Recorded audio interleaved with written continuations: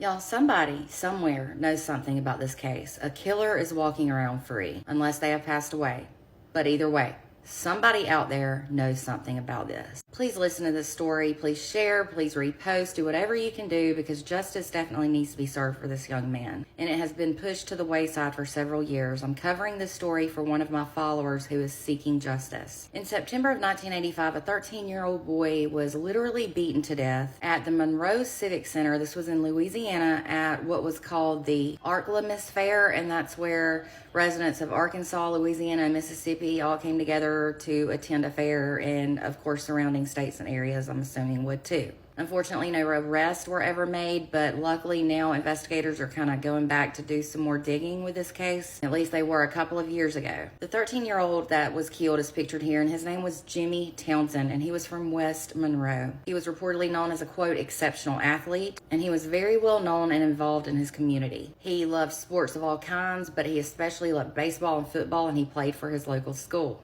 Now, just months before Jimmy was killed, he had even won a big local contest that was held by a boxing promotions company, where there was even a big prize. The winner would have lunch with heavyweight boxing champion Joe Frazier, who was very well known at that time, and Jimmy was so excited about that. Now, also, even though he was 13, he had just become a father 4 weeks before he was brutally murdered. He had a baby girl by the name of Christy. Although being a father at such a young age was going to be a bit of a challenge, it was said he was ready to take it on, but unfortunately he never got that chance. So on September 28th of 1985, he and two of his friends went to that fair I mentioned earlier. It was said that around 11:30 p.m. that night, he and his friends were hanging out on the east side of that building. I read it was like a farmer's market of the Civic Center, and an argument took place with a group of boys. It was said that that argument eventually led to a physical altercation, which is what led to Jimmy's death. His death certificate stated that he died from multiple cranial injuries. Now, here's where justice is not served. No suspects have ever really been named or looked into.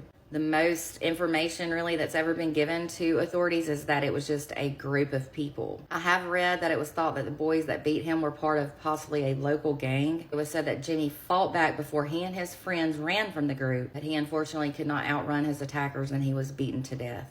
Now, reportedly over the years, police have listened to the accounts and stories and interviewed multiple people. They have also been given names of possible suspects, but the case was never solved and eventually it just went cold. I believe now his daughter, Christy, who he had when he was 13 years old, I believe she's around 39 or 40 now, and she has been working with, or trying to work with, detectives to find out the truth about the events that led up to her father's death. I read that the mother of Jimmy's daughter ended up giving her, Christy, up for adoption when she was 11 months old. It was said that as she grew up and began to wonder about her roots, she got upset and discouraged that her father's murder forever changed her life. She is determined to get justice, and she is hoping for a fresh look into this case. Who were those young people? Why did they fight? Were they from that area? Someone knows something. Point blank, period. That's all there is to it. Somebody out there knows somebody that was in that group of boys that hurt this young father. It's been nearly 40 years and it's now time to come forward. I don't know how you can live with yourself knowing you've got information like this. I read that there are around 5 to 7 people